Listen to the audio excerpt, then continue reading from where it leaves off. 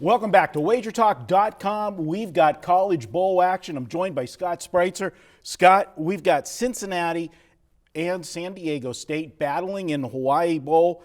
You know, you and Brian last week did a video about motivation and just, one of the things, motivation's there, but also sometimes there's distractions. And this is one of those bowl games, playing in Hawaii, I always look at and say, which team might be a little distracted heading to Hawaii? You got any thoughts here? Listen, you grew up in cold country.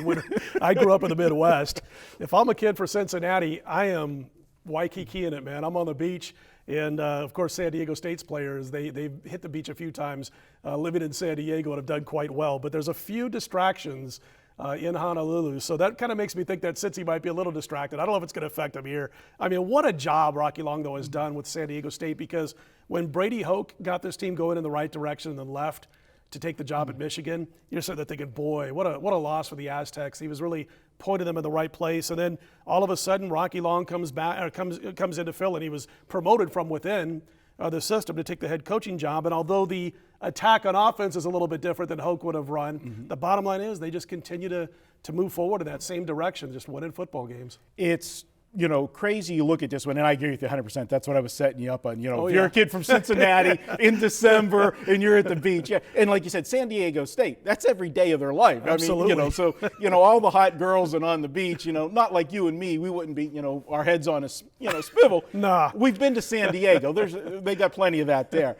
But I'm looking at this Cincinnati team, and you know what? Did you see this coming out of the American Athletic Conference this year? I mean, what a surprise year for all the teams in there. I mean, you talk about a conference that was deep and is not one of the Power Five conferences. You had Houston, who's played so well. You had Temple, that was a nice story for a good part of the year. Navy, first time in a conference affiliation, and they played well. And then Cincinnati was there. Memphis was a great story. Cincinnati, they've got a great offense. They can score a ton of points.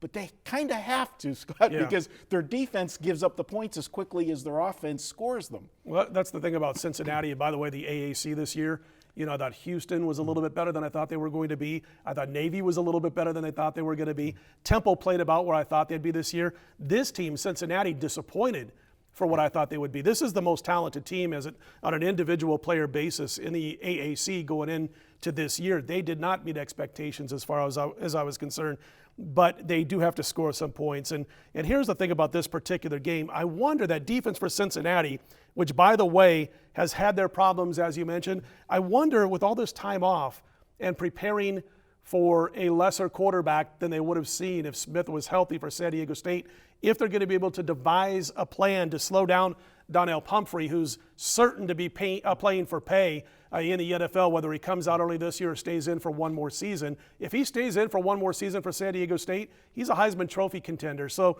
we'll see if all that time off has helped Tuberville and his staff get Cincinnati's defense on track. And the thing is about San Diego State, Marco, they're old school. So it's not like you got to worry about an elite passing game. Just got to slow down that running game. It's not easy to do. Not easy to do, and that has been one of the Achilles heels on this Cincinnati team all year. Cincinnati gives up 5 yards a carry, and that's right in the meat house of San Diego State, because they average 48 carries per game at 4.9 yards a carry.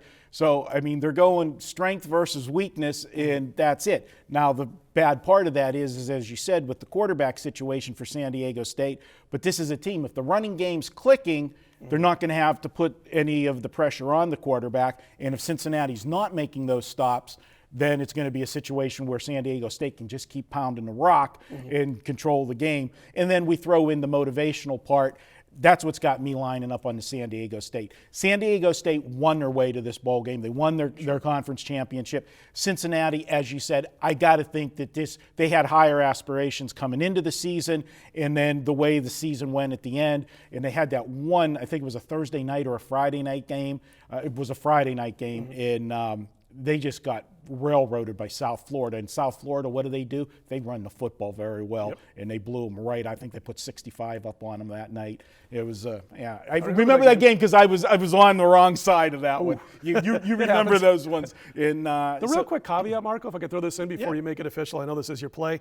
The one thing that scares me a little bit about backing the Aztecs here, besides the fact that a lot of people are on them, is that they only faced one really elite offense this year, and that was Cal. And Cal hammered them 35-7.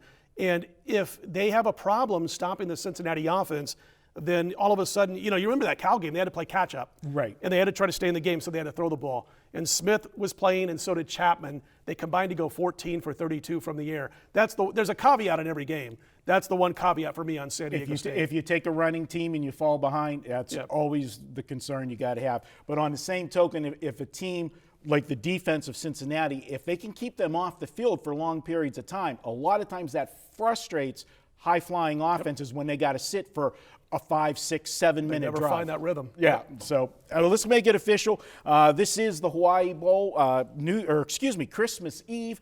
We're going to go with San Diego State on this one. This is not our video best bet. We got that one coming up on an NFL game, but I do like San Diego State. I like what Rocky Long's done with this team, and I think that this team will get the job done, get that running game, keep it clean, and control the clock. And if Cincinnati is enjoying the scenery, maybe they'll wake up a little sleepy on Christmas Eve for this one. So go ahead and take San Diego State. I got them winning this one 38-27. I'll take the +1 right now. That line will probably move come game time as we see where the public comes in on this one on game day.